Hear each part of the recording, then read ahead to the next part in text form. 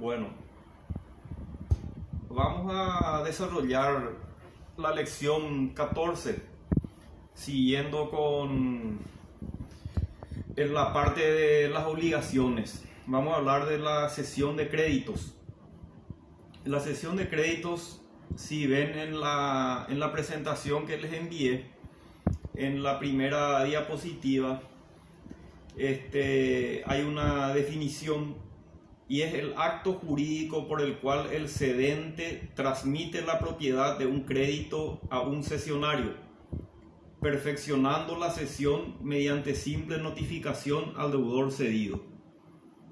Hoy en día la cesión de crédito es una operación prácticamente cotidiana, ¿verdad?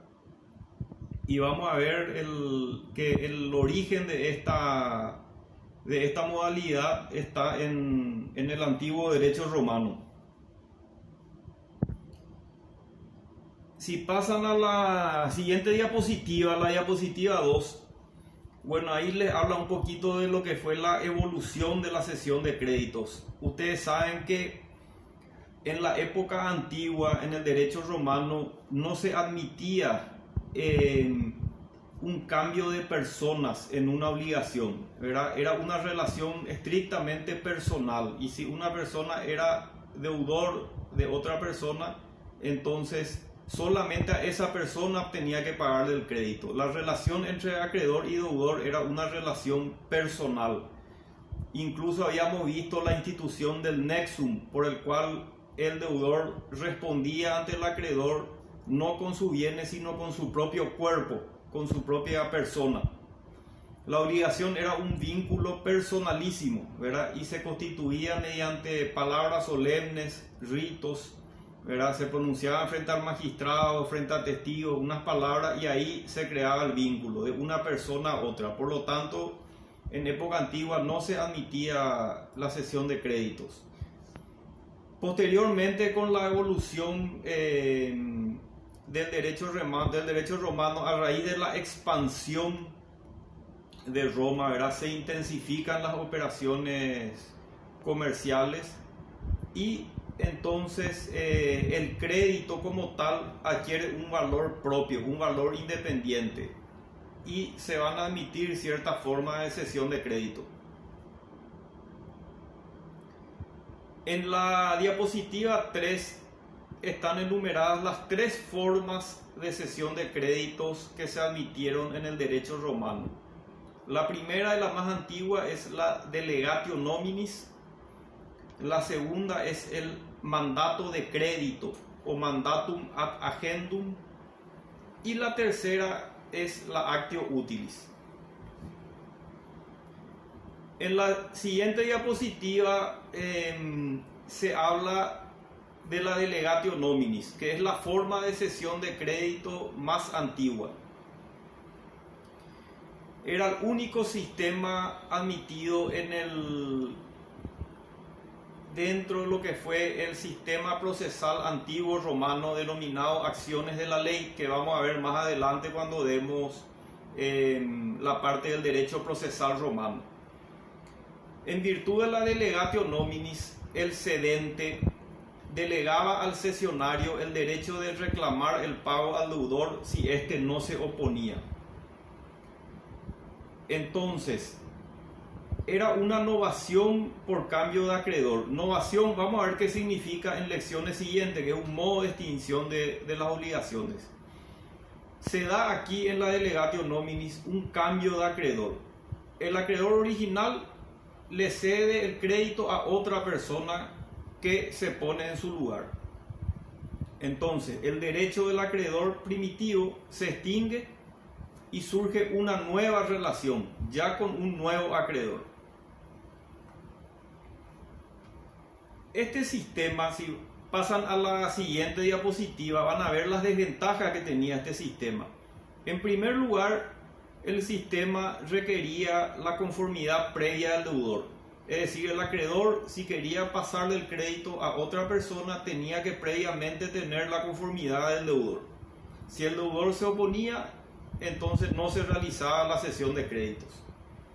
Por otra parte, cuando ingresaba el nuevo acreedor, la antigua obligación se extinguía y con eso quedaban extinguidas todas las garantías que tenía el crédito primitivo, el crédito original. Por ejemplo, si el crédito estaba garantizado con hipoteca, prenda, fianza, esa garantía se perdía cuando se hacía la cesión de crédito por la delegatio nominis, porque la obligación original se extinguía y surgía una nueva. Es lo que se llama novación. Bueno, si pasan a la lección siguiente, vamos a ver la otra modalidad, la segunda modalidad de cesión de crédito que aparece en el derecho romano, que es el mandato. Está mal el título en esa diapositiva, tiene que ser el procurator. Después vamos a corregirlo y a mandar al delegado con la corrección correspondiente. Bueno, entonces el siguiente sistema es el del procurator, ¿verdad? Ya con un nuevo sistema procesal en el derecho romano, que es el sistema del proceso formulario, en los litigios judiciales se permitió actuar por medio de un mandatario. Entonces lo que pasaba era que en un litigio judicial el acreedor le designaba a otra persona que se presente en el juicio a reclamar el crédito. Esa otra persona recibía el nombre de cognitor o procurator. Esta modalidad implicó un avance porque ya no se requería la conformidad del deudor cedido, ¿verdad? Sin necesidad de tener la conformidad del deudor, se podía pasar el crédito a otra persona, ¿verdad? Pero siempre en el marco de un litigio judicial.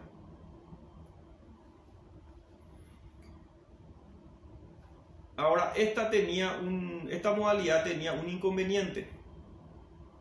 El cesionario tenía la misma opción del cedente, pero el deudor podía oponerle las excepciones que tenía contra el mandante. Es decir, se transmite el crédito a una persona que se presenta en vez del acreedor en el litigio judicial, pero el deudor puede oponerle a ese nuevo acreedor las mismas excepciones que tenía anteriormente, ¿verdad? Por otra parte, solo podía darse en casos de litigios judiciales, de cobro judicial de crédito.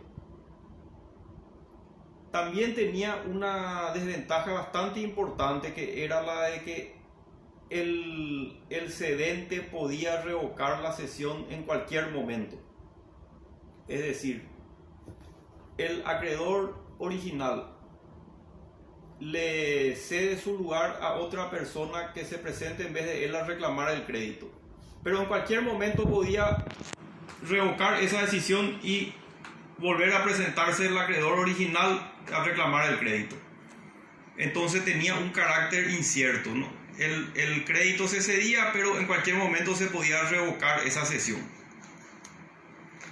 Y otro inconveniente era que la cesión se extinguía por la muerte del acreedor original, es decir, el que hacía el mandato, el que le daba el mandato al nuevo acreedor, ¿verdad? Fallecía ese acreedor que se dio el crédito y el crédito se extinguía. Entonces eso constituía otro inconveniente. Ya bajo el emperador Antonino Pío, para ampararle a ese nuevo acreedor que recibió el crédito y se presentó en el juicio a reclamar el crédito, era para ampararle de la revocación que en cualquier momento podía hacer el acreedor. Ese cesionario tuvo un derecho propio, tuvo acciones útiles, ¿verdad? Entonces lo que hacía era ese nuevo acreedor que se presentaba a reclamar el crédito en el litigio, si es que el acreedor original quería revocarle la cesión, el nuevo acreedor podía oponerle la actio utilis. De ese modo podía actuar en el litigio a nombre propio y cobrar el crédito que adquirió. Ahora, la desventaja que tenía este sistema era que podía ocurrir lo siguiente. que el deudor, ¿verdad?, sin estar en conocimiento de estas acciones, en vez de pagarle al procurator, se iba y le pagaba al acreedor original, ¿verdad? Por más que el procurator, el que recibió el crédito, estaba amparado por estas acciones útiles, el deudor podía ignorar eso y ir a pagarle directamente al acreedor original, con lo cual la cesión de crédito quedaba desvirtuada. Entonces esa era otra ventaja que tenía el sistema de actio utilis.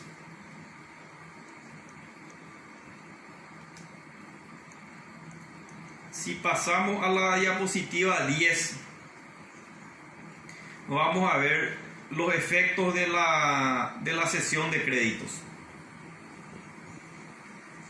En primer lugar, el cesionario, el que recibe el crédito, se subroga en todos los derechos del cedente y ocupa el lugar del primitivo titular del crédito. En segundo lugar, el cedente, el que transmitió el crédito, solo garantiza la existencia del crédito, que se conoce como nomen verum. Nunca podía garantizar, nunca podía ser responsable de la solvencia del deudor, que es el nomen bonum. Entonces, el que transmite el crédito, lo único que garantizaba era que el crédito existe. No podía garantizar si el deudor era o no solvente.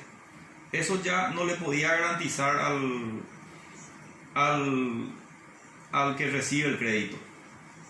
Si pasamos a la diapositiva 11, vemos que en la época de Justiniano se simplificó ya el sistema.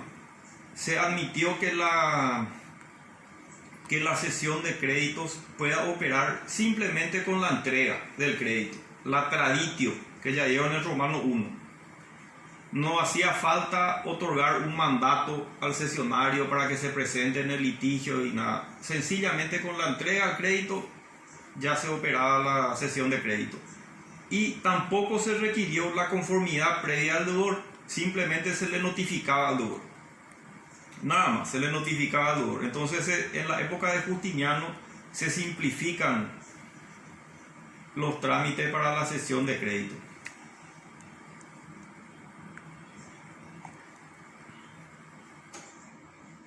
En la diapositiva 12, ahí les puse un artículo, el artículo 524 del Código Civil, nada más que a modo de referencia para que tengan una idea de qué dice nuestra legislación actual acerca de la cesión de crédito, cómo se transfieren los créditos actualmente, ¿verdad? El artículo 524 del Código Civil paraguayo, ¿verdad? Los casos en que se puede transmitir el crédito, ¿verdad? Siempre que el crédito no tenga carácter estrictamente personal, ¿verdad? O que su transferencia no esté prohibida por ley. En el derecho romano, si ven en la diapositiva 13, y es un tema de examen, ¿cuáles eran los créditos que no podían cederse? Los créditos que no podían cederse eran las obligaciones personalísimas, por ejemplo, la obligación de prestar alimentos, ¿verdad? Si yo tenía una obligación de prestar alimentos a alguien, no podía ceder, la persona a la que me podía reclamar, no podía transmitir ese crédito a otra persona. Los créditos en litigio, es decir, los créditos en los que todavía no están firme y ejecutoriado, para usar una terminología actual. Se está discutiendo judicialmente la validez de ese crédito. Mientras se esté discutiendo la validez de ese crédito no se puede ceder.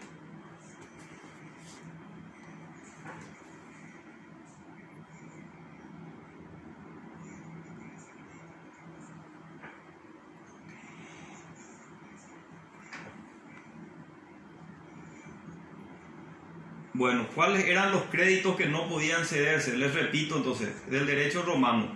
Las obligaciones personalísimas. Por ejemplo, el derecho a la obligación de prestar alimentos, ¿verdad? La persona que a mí me podía reclamar que preste alimentos, esa persona no podía transmitir el crédito que tenía contra mí no podía transmitirla a otro. Es un crédito personalísimo, una obligación personalísima. Los créditos en litigio tampoco, aquellos créditos que se están todavía discutiendo en un litigio si existe o no el crédito. Otros créditos que no podían cederse, los créditos contra el pupilo a favor del tutor o curador. Si ustedes saben, dieron en Derecho Romano 1 que el tutor, cuando culminaba su gestión, tenía que rendir cuentas. Y si resultaba de que el tutor incurrió en gastos para conservar algún bien del pupilo, podía reclamarle esos gastos, ¿verdad? Entonces, esos gastos que el tutor podía reclamarle a su pupilo al término de su administración, esos créditos no podían ser cedidos, ¿verdad? Y por último, no podían cederse los créditos a favor de los poderosos. Es una restricción que apareció ya al final de la época imperial en el Imperio de Oriente, a raíz de unas prácticas de mala fe que hacían las personas acaudaladas y poderosas de la época, que vamos a ver enseguida. La siguiente diapositiva. En la diapositiva 14 se habla de los créditos a favor de los poderosos. ¿Qué es lo que pasaba? En el siglo VI, la institución de la cesión de créditos daba lugar a abusos. Las clases poderosas lo que hacían era compraban muchos créditos a precios bajos y después se iban contra el deudor exigiéndole la totalidad del crédito. Ante estas prácticas, el emperador de Oriente, Anastasio, concedió una excepción que se conoce como la Exceptio Legis Anastasiana del año 506, que le permitía al deudor oponerse a pagar más de lo que pagó el tercero que adquirió el crédito. Sería más o menos en términos actuales como una compra de cartera de créditos, ¿verdad? Si una financiera, qué sé yo, por poner un nombre, Credit Ágil, compra la cartera de crédito tal y compró a un precio más bajo, pero se va contra el deudor por todo el monto del crédito. En ese caso, entonces, en el antiguo Imperio de Oriente, el deudor podía oponer una excepción a fin de que el que le reclama el crédito, el que compró el crédito y le va a reclamar el cobro, entonces a esa persona el deudor solamente le va a pagar lo que éste pagó al comprar el crédito, y no más, no el total de la deuda. Ahora, era el deudor cedido, el deudor era el que tenía que demostrar que quien le viene a cobrar el crédito no había comprado ese crédito por el monto total. Eso tenía que demostrar el deudor. Y si vamos a la siguiente diapositiva, la diapositiva 15, ahí se habla de una forma de cesión de crédito que era la cesión necesaria. La cesión necesaria se basaba en disposiciones de la ley. En algunos casos, la ley obligaba al acreedor a transmitir su derecho. Y en esa diapositiva les puse un ejemplo, ¿verdad? O dos ejemplos. Una es la obligación del heredero de ceder las acciones al legatario si el testador le ha dejado un crédito. Es decir, un heredero recibe una herencia y dentro de la herencia recibe un legado por el cual le tiene que transmitir un crédito a otra persona. En ese caso, el heredero está obligado por ley a hacer la cesión de crédito. Otro caso de cesión necesario es el que se da en la compraventa. Por ejemplo, una cosa va a ser, yo vendí una cosa, pero todavía no entregué, y antes de la entrega me roban. Entonces yo lo que hago es le cedo todas las acciones que tenía para recuperar la cosa, le cedo al comprador. Entonces ahí le cedo, es como una cesión de crédito, porque el vendedor va a ceder al comprador sus acciones para que pueda perseguir al ladrón. Y después de ver la cesión de crédito, vamos a ver brevemente también la cesión de deuda, que está en la diapositiva 16. En la época primitiva, la cuestión no era considerada de importancia, ¿verdad? No se da, solamente se da en el caso de las sucesiones, que vamos a ver también más adelante cuando demos esta parte. En el antiguo derecho romano, cuando moría una persona, transmitía todos sus derechos y obligaciones a su heredero. El heredero continuaba la persona del causante, ¿verdad? Asumía todas las cargas de la sucesión, es decir, que se tenía que hacer cargo también de las deudas de la sucesión. Entonces, en la sucesión antigua del derecho romano había una cesión de deuda. Ese era prácticamente el único caso conocido, admitido de cesión de deuda en época antigua. Después surgieron otras formas. La expromisio, que era lo mismo, que muy similar a la delegatio nominis, pero del deudor. Por la expromisio, la persona del deudor cambiaba, había un cambio en la persona del deudor. El deudor primitivo le cedía su lugar a otro, que se ponía en su lugar y respondía al pago de la deuda, con la conformidad del acreedor. Y otra forma era el mandatum ad agendum, ¿verdad? En el cual en un litigio judicial, en vez de que el que sea reemplazado sea el acreedor, era el deudor el que era sustituido en un litigio judicial. Otra persona se presentaba en el litigio a defenderse del reclamo del acreedor. ¿Cuáles eran los requisitos? Debía realizarse antes de una etapa procesal que vamos a ver más adelante, que se llama la litis contestatio, que es cuando antes del pretor ambas partes, el demandante y el demandado, fijan sus pretensiones. Entonces, antes de esa etapa tenía que hacerse la cesión de deuda. Y por otro lado, el nuevo deudor, el que ingresaba, ¿verdad?, a responder por el deudor primitivo, tenía que prestar una caución a favor del acreedor, de que iba a aceptar el resultado del litigio. Y en la última diapositiva, en la diapositiva 18, nada más le transcribí un artículo del Código Civil que habla de la cesión de deuda, el artículo 538, ¿verdad? Habla de la cesión de deuda y, bueno, de los efectos que tienen el acreedor y el deudor. Eso a modo de referencia de lo que expresa nuestra legislación actual sobre la cesión de deuda. Y bueno, y terminamos ahí entonces Preguntas. La lección 14, y por ahí si tienen alguna pregunta.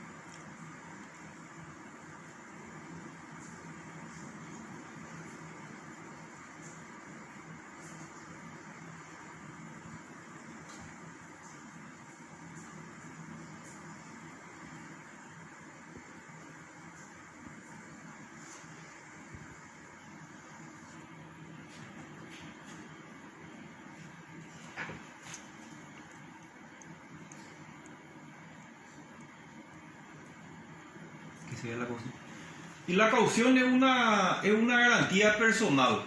Se presenta al juicio, ¿verdad? En el caso que vimos, la cesión de deuda se presenta reemplazando al deudor primitivo. Viene otra persona en el litigio, reemplaza al deudor primitivo. Y lo que él hace, bueno, se presenta, pero imagínense ustedes, ¿qué va a pasar si esa persona reemplaza al deudor primitivo y una vez que termina el litigio y si se le condena a pagar, dice no, yo no voy a pagar. Yo me presenté nomás, pero no voy a pagar. Entonces, ¿qué hace el acreedor? Por eso, al presentarse, él se presenta y presta una caución de que va a responder, que va a aceptar el resultado del litigio.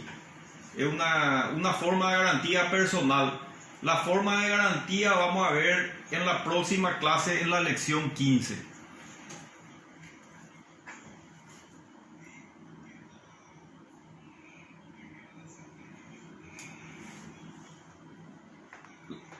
Ahí un compañero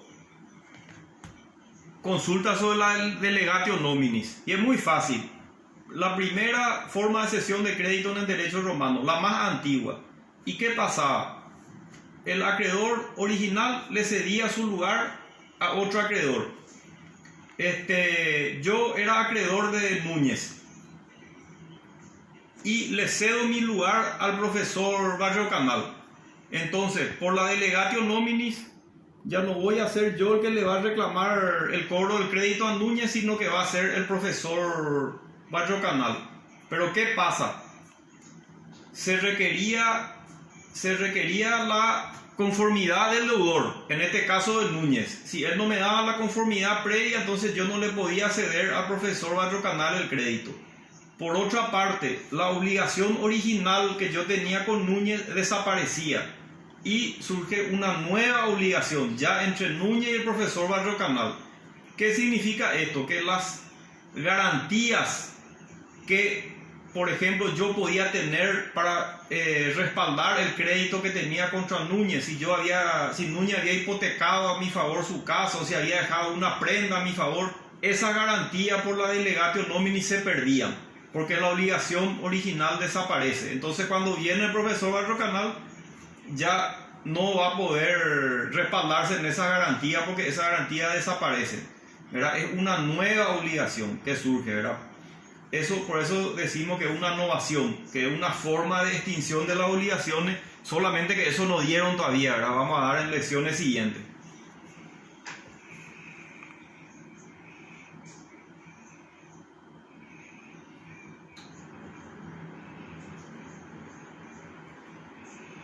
No, para el cambio del...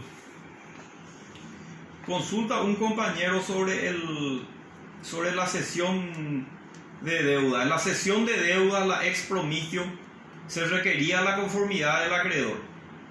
Se requería la conformidad del acreedor, porque el acreedor tiene una obligación. Hasta que el deudor no cumpla, se mantiene esa obligación, se mantiene el derecho de crédito del acreedor, ¿verdad? El deudor solamente puede liberarse con el pago o por caso fortuito, fuerza mayor, como vimos ya en otra lección, ¿verdad? Entonces, si va a haber cambio en el deudor, siempre se requiere conformidad del acreedor.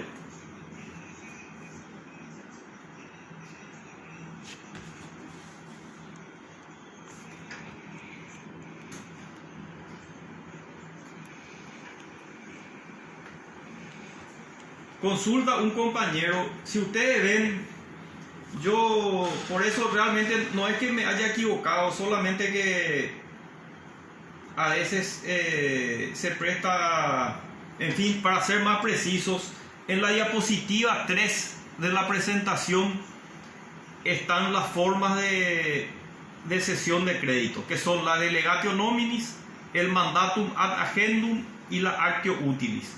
El mandatum ad agendum es se da con la figura del procurator, ¿verdad? Entonces, ¿qué pasa en el mandatum ad agendum? Por eso yo digo, a veces hay que decir mandatum ad agendum procurator. Lo que va a pasar es que el acreedor es el que designa otra persona para que en su lugar se presente a reclamar el crédito. No es el magistrado, el acreedor. Yo le estoy demandando ante el pretor a Núñez para que me pague un crédito, ¿verdad? Y en ese litigio que yo tengo contra Núñez, ¿verdad? Ante el pretor, ¿verdad? En el antiguo derecho romano, en el marco de ese litigio, yo le voy a pedir al profesor Barrio Canal que se presente en el litigio a cobrarle a Núñez el crédito. Entonces el acreedor es el que designa una persona que se va a presentar dentro de un litigio judicial en carácter de procurator al reclamarle el crédito a Núñez, ¿verdad?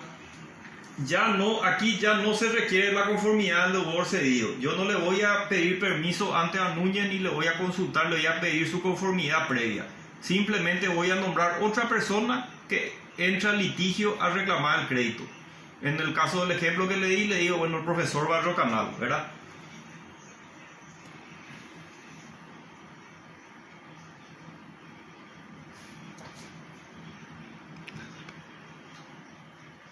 Bueno, terminamos ahí entonces y vemos si la semana que viene podemos dar algo de la lección 15, que es muy larga también.